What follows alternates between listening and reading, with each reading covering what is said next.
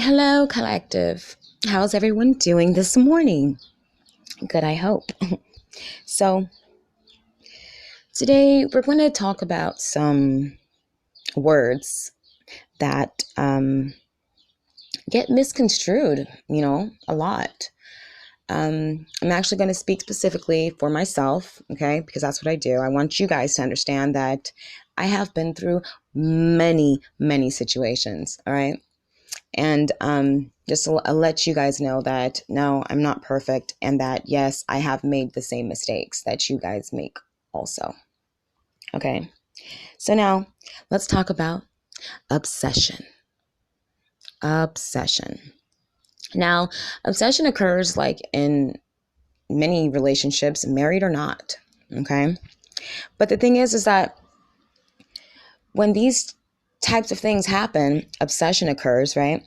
Why is it that we somehow put it back onto ourselves and like pump up our egos and say stuff like, well, if he or she is obsessed, then it must have been maybe because I put it down on them, or maybe because, you know, I'm just so beautiful, or I'm just so handsome. Maybe, you know, you somehow try and turn this low vibrational word into a high vibration for some reason. Why do we do that? Think about that for a minute, please. Okay. Infatuation. Now, when someone is infatuated, it's obviously um, a low vibration, right? Infatuation, jealousy, possession. Um, and then you have to think like, what is it inside of yourself that you feel that all of those negative, low vibrational descriptions of emotion are actually compared to love? Why is that? When these obsession, infatuation, jealousy, possession, ownership over one person is actually the total opposite of love.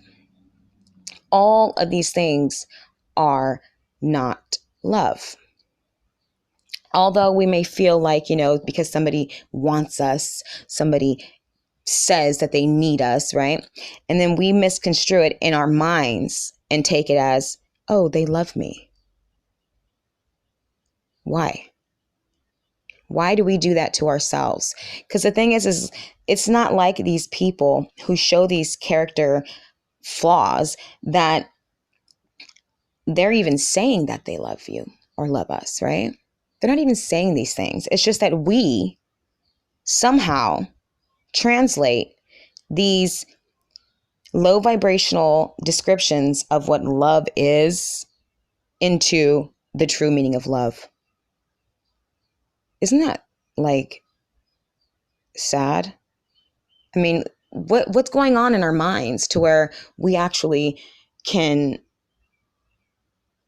see these types of behaviors as love? Where did we go wrong there? You see, when I was in my marriage, my ex-husband used to always, he used to hide me quite often. Okay. If we would go out somewhere, I would sit, in the back seat of his truck. I would be in the house quite often. I rarely came out.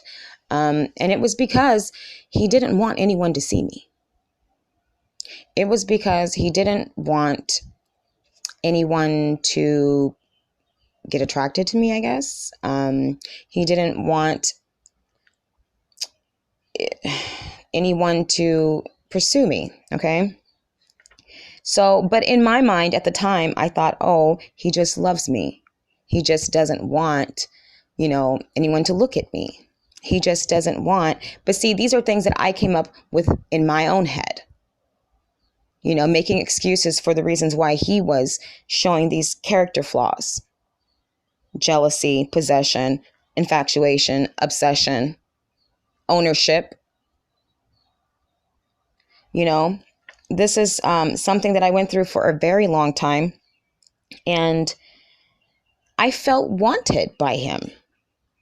I felt needed. I felt like he loved me. Okay. And this is something that we all do, even now. Okay. I myself, I know the process. Like I know exactly um, where I went wrong now. However, okay, I'm just explaining this because a lot of you are still in this cycle of translating these types of behaviors into the emotion of love. Like that's how we see it, right? When people are obsessing over us, when people are infatuated with us, when they're jealous, we see it as, oh, they just love me. They want to protect me. They just don't want anyone to harm me. They just don't want, no, that's not what it is. So I would suggest for all of us to stop, making excuses or making up reasons as to why somebody is acting ignorant towards you. Okay. And then saying and covering it up with it's love.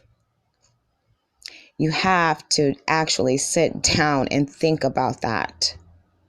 That is some serious shit. That is some mental convolution that's going on in our brains. The fact that you would even interpret any of these low vibrational descriptions as love. What is it? Why? So then you say, well, if that's not love, then what is love? Because that's what I've been living, right? That's what you've been living. So that's, what you see as love. However, it's not at all. This is low vibrational, so-called love, as I do my quotation marks. Okay? Seriously. Now, you say, well, then how do you love? Right? The thing is, you guys, if I told you how I loved, I would be giving away all my secrets. I would be giving away who I am. And I'm not about that. I believe that you should learn to love yourself first, find your own love, and how you love is how you love. However, it has nothing to do with obsession, infatuation, jealousy, possession, ownership. Not at all. So, like I said, I'm not going to give out my secrets on how I love. Just know this. Anything that I do, anyone that I choose to do for, my daily activities include all of my love. My love is in absolutely everything that I do on a daily basis. That's how I love. So, and it has nothing to do with obsession, infatuation, jealousy, possession, or ownership. I love freely, and that's just the way it is. So, anyhow, just some food for thought, everybody. I think you might want to take a look at those low vibrational descriptions and actually see what it is that you are interpreting as love and why are you doing that in your own mind. This is all going on in your head. You're making excuses for people's behaviors in your head and then saying that it is one thing when it's not. So, sending everybody peace, love, and light. Like I said, a little food for thought. Um, Self-love is important. We all need it. And the only way to get there is to change your thinking. Change your thinking. Anywho. All right. Until next time, I shall return.